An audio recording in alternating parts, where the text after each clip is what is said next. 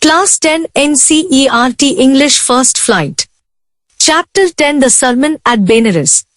Now, let's start. Gautama Buddha, 563 BC, 483 BC, began life as a prince named Siddhartha Gautama in northern India. At 12, he was sent away for schooling in the Hindu sacred scriptures, and 4 years later he returned home to marry a princess. They had a son and lived for 10 years as befitted royalty. At about the age of 25, the prince, heretofore shielded from the sufferings of the world, while out hunting chanced upon a sick man, then an aged man, then a funeral procession, and finally a monk begging for alms. These sights so moved him that he at once went out into the world to seek enlightenment concerning the sorrows he had witnessed. He wandered for 7 years and finally sat down under a peepal tree, where he vowed to stay until enlightenment came. Enlightened after 7 days, he renamed the tree the Bodhi tree, tree of wisdom, and began to teach and to share his new understandings. At that point he became known as the Buddha, the awakened or the enlightened.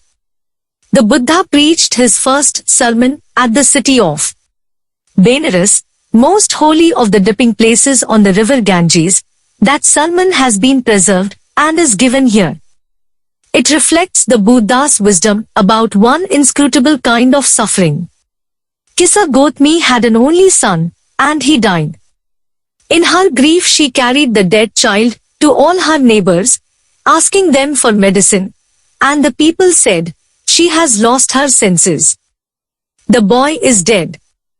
At length, Kisa Gotami met a man who replied to her request, "I cannot give thee medicine for thy child, but I know a physician who can." And the girl said, "Pray tell me, sir, who is it?" And the man replied, "Go to Shakyamuni, the Buddha." Kisa Gotami repaired to the Buddha and cried, "Lord and Master, give me the medicine that will cure my boy." The Buddha answered, "I want a handful of mustard seed." And when the girl in her joy promised to procure it, the Buddha added, "The mustard seed must be taken from a house where no one has lost a child, husband, parent or friend." Poor Kisa Gotami now went from house to house, and the people pitied her and said, "Here is mustard seed, take it." But when she asked, "Did a son or daughter, a father or mother, die in your family?" they answered her, "Alas! The living are few, but the dead are many.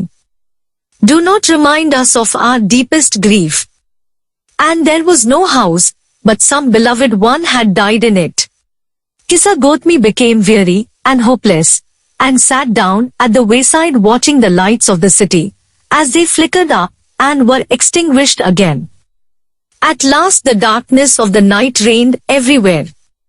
And she considered the fate of men, that their lives flicker up and are extinguished again.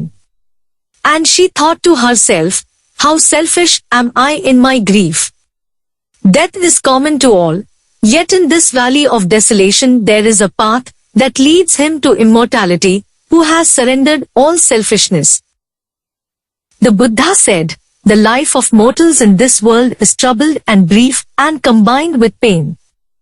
For there is not any means by which those that have been born can avoid dying. After reaching old age there is death. Of such a nature are living beings. As ripe fruits are early in danger of falling, so mortals when born are always in danger of death. As all earthen vessels made by the potter end in being broken, so is the life of mortals. Both young and adult, both those who are fools and those who are wise, all fall into the power of death, all are subject to death. Of those who, overcome by death, depart from life, a father cannot save his son, nor kinsmen their relations. Mark. While relatives are looking on and lamenting deeply, one by one mortals are carried off, like an ox that is led to the slaughter. So the world is afflicted with death and decay, therefore the wise do not grieve, knowing the terms of the world. Not from weeping nor from grieving will anyone obtain peace of mind. On the contrary, his pain will be the greater, and his body will suffer. He will make himself sick and pale, yet the dead are not saved by his lamentation. He who seeks peace should draw out the arrow of lamentation, and complaint, and grief.